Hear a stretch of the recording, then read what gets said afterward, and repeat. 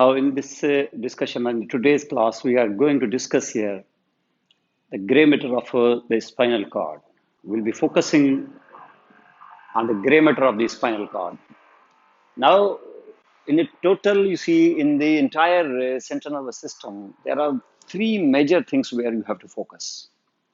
Like in the spinal cord, being a part of the central nervous system, we have three things where we have to focus. Number one is this in the center, that is the cavity, that is called the space, you call it the central canal. Here you call it central canal, but in other parts of the central nervous system, it will change its name according to the shape, according to the function here. Sometimes in the midbrain, you will call it the cerebral aqueduct. In the pons and the medulla oblongata proportion, you will call it the ventricle. And in the diencephalon and in the cerebrum or the cerebral hemispheres, you will call them ventricles as well. But it is actually the continuation and the modification of that same system, the ventricular system, that is called here the central canal. So one thing here is the central canal.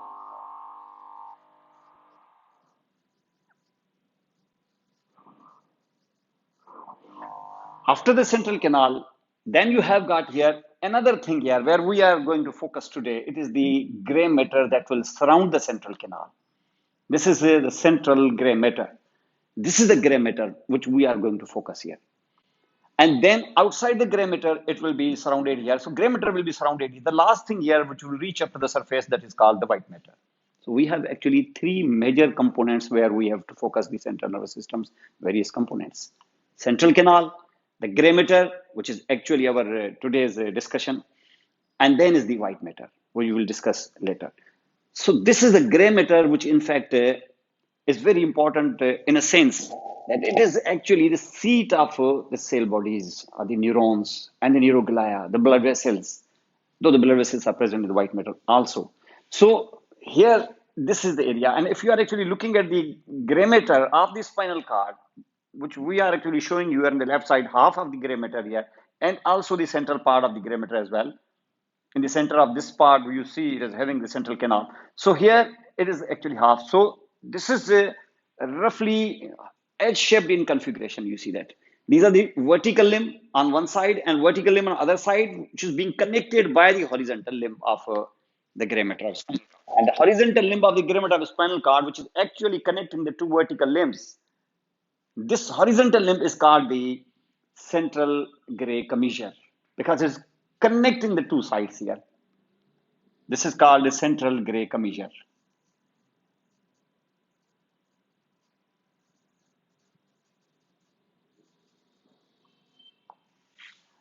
And in the center of the central gray commissure is located our central canal. And due to the location of the central canal, in the center of the central gray commissure has been divided into the two parts here. The part which is actually behind the central canal and the part which is anterior to the central canal. The part which is behind the central canal, this is called posterior gray commissure.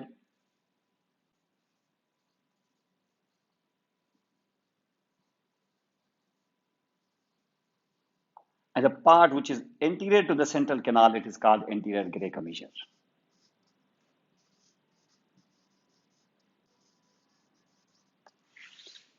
And then we actually see here the one side is on the left side. This is the vertical limb of the gray matter here. The vertical limb of the gray matter, if you will actually look at this here, anatomically, it is distinctly divided into the two horns, basically two horns. One horn that is actually projects here at the posterior side, that is called the posterior horn, and one horn which is actually projected here and is having a projection here towards the anterior side, that is called the anterior horn. So we have basically two horns. Posterior horn that is composed of the cell bodies which are arranged in form of discrete nuclei, discrete cell body collections for certain important specific functions here. Cell body collection for some specific important functions present within the central nervous system is called the nucleus. So because these are the cell bodies which are present in the posterior horn of the gray matter of spinal cord, these are almost all of them, they are sensory cell bodies, sensory neurons. So these will be called as the sensory nuclei.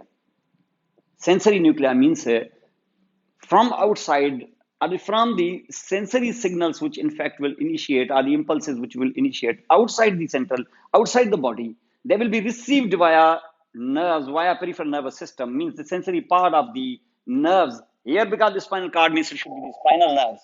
So they will actually receive them. And if they are here, so for different sensory modalities, different sensory impulses, we have got different sensory neuron collections. Means we have got different sensory nuclei, and we have got here this posterior horn, and similarly we have got the anterior horn also. And the anterior horn also we have got certain important discrete collections of the nuclei. We call them the motor nuclei. So anterior horn is the motor horn, and posterior horn is almost exclusively it is the sensory horn. So we have got sensory and we have got the motor horn. So this indicates that we have got actually two horns here. But at the same time, if you will actually look at this,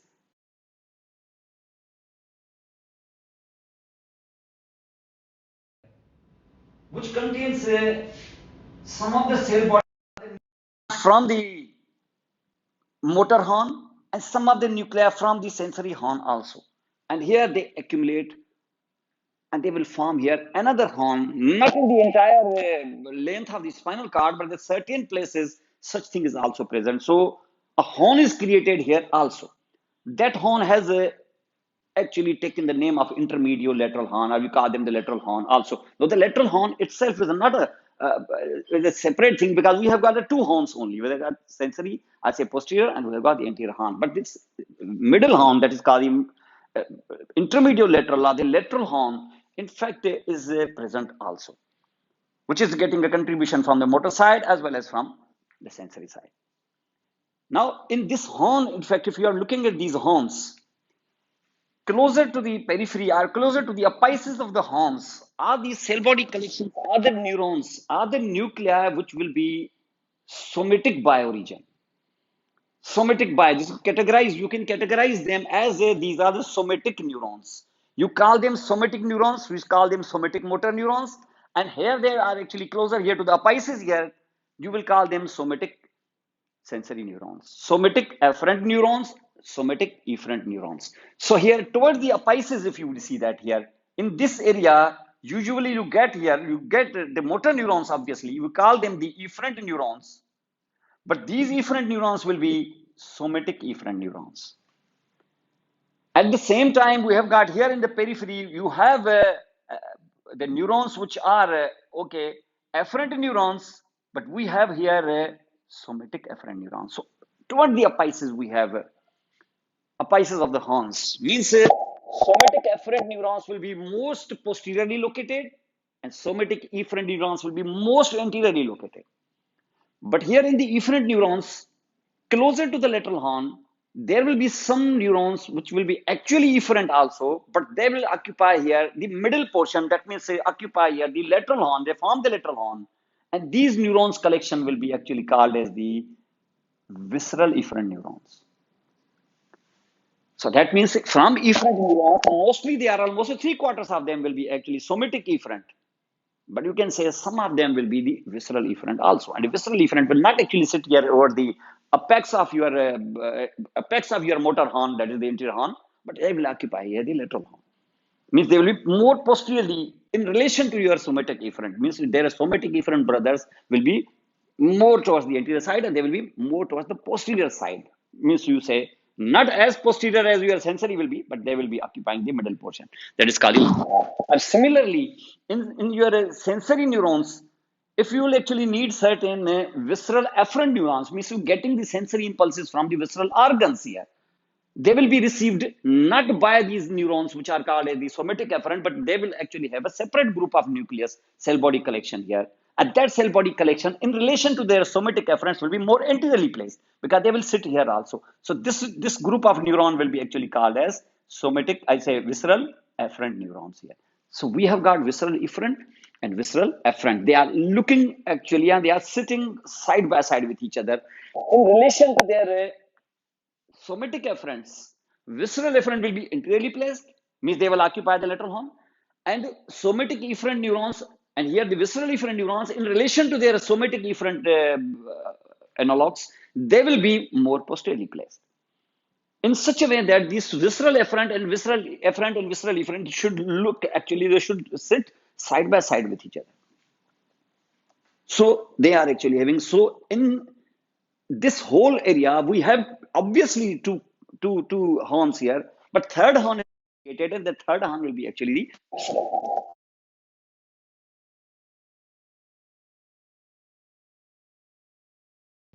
visceral efferent. Means it, their zones, when they will go outside here, they will control the involuntary effector organs like the smooth muscle, the heart or the cardiac muscle, and the exocrine glands. And they will get actually the impulses or the sensory impulses from outside also, from the sensory organs here. So this is actually lying here. So in this whole this is the generation of the nuclei, we have got the posterior horn, we have got the anterior horn. In the posterior horn, we have a discrete somatic afferent nuclei, and all of them, if I'm actually telling you these three, rather two visceral and the two somatic group of neurons, these four groups of the neurons are there. And if these are present here, the same four groups of the neurons, in fact, will continue their journey into the upper part of the central nervous system also. Upper part of central nervous system means they will continue their journey with the same categories like the somatic efferent group of neurons, visceral efferent group of neurons, visceral efferent group, and the somatic efferent group of neurons in the upper part of the rostral part of your central nervous system, which after the foramen magnum or the base of the skull through foramen magnum inside the cranial cavity will now change the name to the medulla oblongata. And then it will become the pons. Then the midbrain, you call them the brain stem. So all these four columns of the nuclei, all these four columns of the categories will continue their journey into the brain stem with the same categories like somatic efferent, visceral efferent, and somatic efferent with the same configuration, with a little, obviously, modifications. And if they are present, if they are present in the brainstem also, and they are present in the spinal cord, which we are actually discussing, so we will not just call them somatic efferent, we will actually call them general somatic efferent. We will call them general visceral efferent. We will call them general visceral efferent. And we will call them general somatic efferent. That means general somatic efferent, and I will discuss these four terms in certain other perspectives also, in certain other contexts later on. But you see here, this is called, these four components are present. If it is general word is used here, that means they are present not just in the spinal cord, but they will be present in brainstem also with the same names. Obviously, the nuclear name will be different, otherwise category will be same. Now here, if you are actually looking at this now, posterior horn of the gray matter of the spinal cord, we have a certain discrete group of related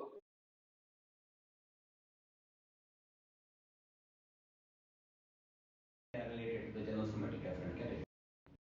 General somatic afferent sensory signals are the modalities, they are more, and through which we identify more things here as compared to, and they are highly localized, and things, in fact, will be identified more through this. Now, if, for example, you are looking at this, the first nucleus, which you actually be seeing here, is lying here, very close here to the apex of here. See, in the apex of the posterior horn of the gray matter of the spinal cord, this is called substantia gelatinosa.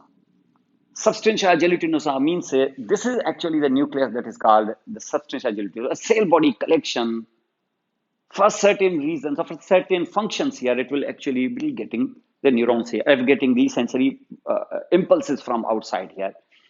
This is a separate group of collections lying here in the posterior horn of gray matter spinal cord. And if, for example, any nucleus, if you are actually being informed about, you will have to ask yourself certain questions about that nucleus. Like, for example, what is the name of this nucleus? In any nucleus, you see that. Say, what is the category of this nucleus? Where it is located exactly? How much is the extent of this nucleus? Means, if, for example, we have got 31 segments of the spinal cord, whether this is actually lying at all the segments or it's lying at certain specific segments. This is the extent of the nucleus here. Where from its input is actually coming, which sensory stimuli, from which area actually it is receiving. This is its afferent connections here, so it's called input, and where finally it will send its output, whatever the efferents actually will be. It is forming here, what it will form, where its axons will lead finally to. This is actually called here the efferent here. At least these six headings or the subheadings are the six questions you should ask from yourself in each of the nuclei.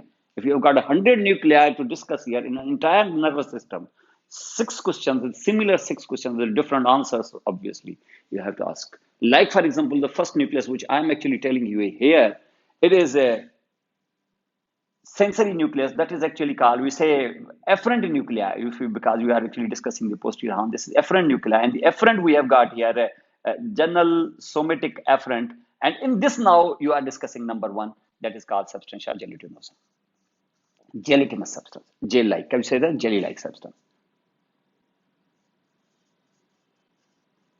This is nucleus number one. This is substantia gelatinosa. So its name is substantia gelatinosa. Its category is, you know that it is lying here in the posterior side here, closer to the periphery, or the closer to the apices of your horns, so it will be somatic. So it is a somatic, it is efferent, and because it is present in the brainstem also, where we will actually see them too. So we call them general visceral, general somatic efferent group of nucleus. Then location, you see at the apex of the posterior horn of the greater spinal cord. We will discuss later on its lamina also. It's called the rexed lamina. Lying here, not exactly here, the apex, but little below that. Means into the second lamina of the second rexed lamina, it is lying here, and not in the first. But you see it is second, closer to the apex also. And then it's extent here. If you are actually looking at this, if you are cutting a transverse section of the spinal cord right from this first segment up to the last, you will find this. Means it is present throughout entire length of your spinal cord. Extent is like, and its efferents here. Efferents means it is actually getting its efferents. If you are looking at this, so it's getting your efferents from where? It's getting your efferents from the periphery, from the nerve endings. You see that free nerve endings. So it is related here to the pain, temperature, and light touch. I say the crude touch. It is actually related to that. So that means it is getting its efferents or input from the periphery, from the receptors related to pain, temperature, and crude touch. Not the fine touch, it is the crude touch. So it is actually related to that. And where its efferents will finally go, this will be actually not directly as such, but indirectly it will be contributing in the formation of the tract that is called spinothalamic tract. Means it will be anterolateral system of the spinothalamic tracts, anterior and the lateral spinothalamic. And if you are actually looking at this first nucleus, which I was actually telling you, this is called substantia gelatinosa. This is nucleus number one, which we have discussed here. Now you see nucleus number one in this picture also. You see this here. This is nucleus number one, which we are actually going to discuss. This is called substantia gelatinosa. And about the substantia gelatinosa, you have actually asked yourself questions here. 6 questions about that. And then, if you will be looking at, you see this is apex, it is lying here, this blue. You call it now substantia gelatinosa.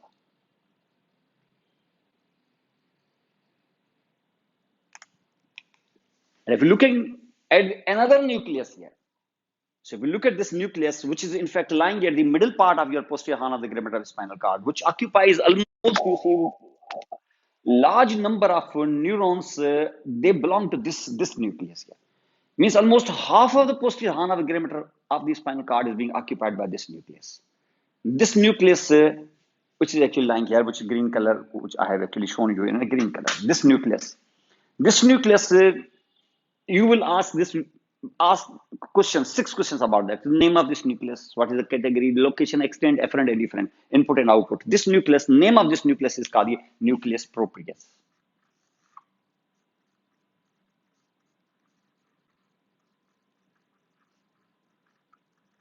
This is Nucleus Propria. This is number 2 nucleus, which I am actually showing you. This is called Nucleus Propria. Name is Nucleus Propria. Category, you know that it is the nucleus related to the general somatic efferent group of nuclei. So it is general somatic efferent group. You already are noting here, general somatic efferent group. Then we have got the location. You see the posterior horn of greater spinal cord, its middle portion, the largest being in maximum quantities, almost 45% of your posterior horn is occupied by this nucleus.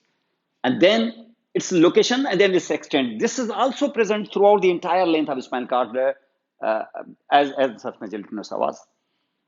And then its extent you have seen here, and then its efferent. So input actually, its input, basically this nucleus is important. The reason is that because it is getting its signals here from the input is coming here from, if for example your sensory impulses of vibration, pressure, then two-point discrimination, fine touch, or conscious proprioception, all these things, if we are actually being coming from periphery, and they are actually going inside your central nervous system or the spinal cord, and they will in fact be ascending up here, forming the dorsal column tracts here. You say the fasciculus gracilis and pinnatus. So they will go to the thalamus here, but their collaterals in fact will be received by this nucleus. You see, these collaterals are being received by this nucleus, and the collaterals, if you are received by this nucleus, then this nucleus will actually send its efferents to different nuclei in the sensory as well as in the motor side. Means their efferents, in fact, so that will get the stimuli from the already passing tracts here, like for example, the spinothalamic, mostly from your dorsal column tracts, from fasciculus gracilis and pinnatus. They're collaterals, not their terminals. Their terminals finally will go higher up here to the thalamus, and then from thalamus to the cerebrum for the consciousness here. They are going there, but their collaterals, if they are passing here, so collaterals will be actually contributing in stimuli, giving stimulus to the nucleus proprius. And now nucleus proprius will getting its efferent input from this, and this from here it will giving out its efferents to certain other sensory nuclei and also the motor nuclei of the same segment, or some upper and lower segments, or even cross over through the commissure and will go to the other sides. Similar segments are the same segments, are down or up. Means this will actually form here the same side ipsilateral or the contralateral efferents here for the purpose of local spinal cord reflexes at the different levels here. If, for example, you see that, if, for example, if you are being pricked by the pin here, you see, pricked by a sharp object here, you will not just withdraw your one arm, but you might withdraw even other arm also. Even you might withdraw your leg if you are actually been exposed to the fire or something like this.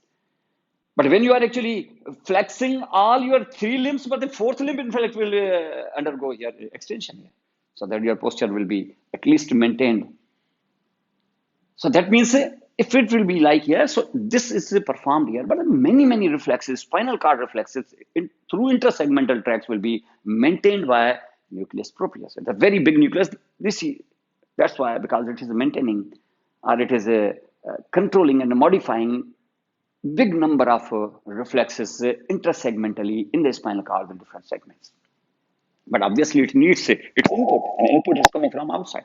And outside, not for consciousness purpose, but for the purpose of modifying the motor activity as well as the sensory activity. It is called nucleus propria. The second nucleus is this general somatic efferent category. And this nucleus, and then this blue nucleus, which I'm actually showing you here, this is the third, third nucleus that is present here, lying here closer to the central gray commissure and closer to the, you say, in the base of the posterior horn of the gray matter of the spinal cord. This is called the nucleus dorsalis.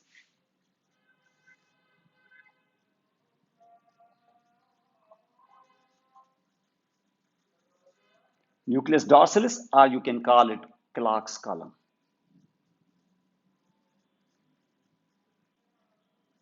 This is called the Clark's column. And if you say this nucleus name has come and the category, you know that is the third among the general somatic efferent category, lying here. Category, general somatic efferent. Location, you see, is lying at the base of the posterior horn of the gray matter spinal cord, but the extent is not lying throughout the entire length here. This is in fact located here. If you remember your lateral horn, the sympathetic horn that is called the sympathetic outflow, is lying from T1 to L2. This nucleus dorsalis, is lying one segment up and one segment down. Means if it is T1, so it will start here from C8, and if it's L2, so it will end at L3. This is the level of your nucleus dorsalis. Means this nucleus dorsalis is actually present at this level. So extent is there, but where from it gets its efferents? This nucleus dorsalis is related here to obviously to the somatic efferent group of the nuclei. Somatic efferent means from periphery it will get its signals, but getting its signals means it is in fact getting its signals from outside here. From outside means it will actually getting signals from these two areas. Let us from the uh, inside the skeletal muscles we have the receptors here. These are called muscle spindles. So it is getting these signals from the muscle spindles, not just from muscle spindles, but we're getting signals here from the Golgi tendon organs also.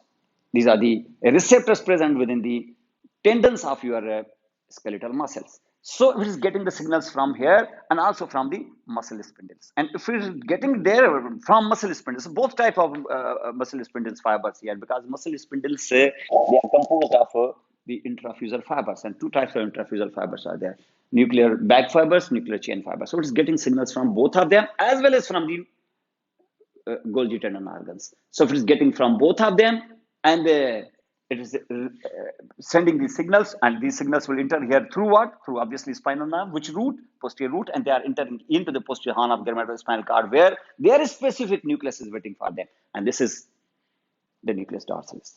This is actually its input here, and this is its input, and if it's being received by this, then their efferent will go now. Efferent will go in such a way that will be see, if we are actually looking at that, the efferents will go in such a way that some of the efferents in fact will go here to your motor neurons to in fact create and constitute your reflex arc, or some of them or most of them in fact will be ascending up to form the tracks here, ascending to form the tracks, and these ascend to form the tracks because they are in fact maintaining the tone and uh, reflexes of, you see the tone of the posture of these muscles here, the tone of the muscles and etc.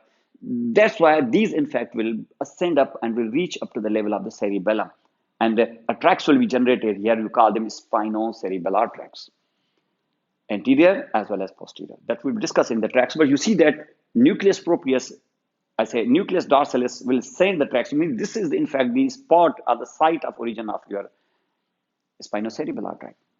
Nucleus proprius was the site of not any ascending tracks here as such, but there will be intersegmental tracks within the spinal cord.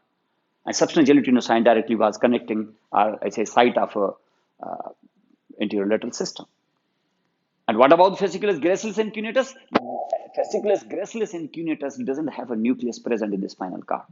It has the nucleus present higher up here, not in the spinal cord, but it will be present in the middle of the middle oblongata. And if you are actually looking at this, so this was your third nucleus, that is called the nucleus dorsalis present here. But all these were the three nuclei which are in fact present where? They are present here in your, I say, apical part, at the posterior part of the posterior horn of the spinal cord. But more interiorly, one more nucleus is lying, which is in fact not somatic but the visceral, but is getting the signals from the viscera. And getting the signals from viscera means this is the third nucleus. I say this is the fourth nucleus. This is not general somatic efferent. This will be general visceral efferent nucleus. We say general visceral efferent. We call it visceral efferent nucleus also. When? And this is present where? This is present here. And we have already told you this black color, which I'm actually showing you, general visceral efferent. This is basically is visceral efferent nucleus. And this visceral efferent nucleus, though it will also receive its input from the posterior horn of the posterior root of the gray spinal cord, but basically its signals come from the visceral organs here. This will be, for example, stomach. It will be coming from the stomach through the splanchnic nerve. But finally, it will have actually entry through the posterior horn of the spinal cord. So cell body will be lying in the posterior, posterior root ganglion, and then it will enter into the visceral efferent nucleus. Means in the posterior horn or the dorsal root ganglion is present not just general somatic efferent neuron cell bodies, but the general visceral, general visceral efferent neuron cell bodies also there. Not just general somatic efferent neuron cell bodies, but general visceral efferent neuron cell bodies will be lying here also. The pain signals which will start here from your stomach will have their cell bodies present in the dorsal root ganglion, depending at which segment of the spinal cord it has to enter now. These are the four important sensory nuclei present in the posterior horn of the spinal cord. Similarly, we have got here motor neurons also in the anterior horn that we'll be discussing the next class.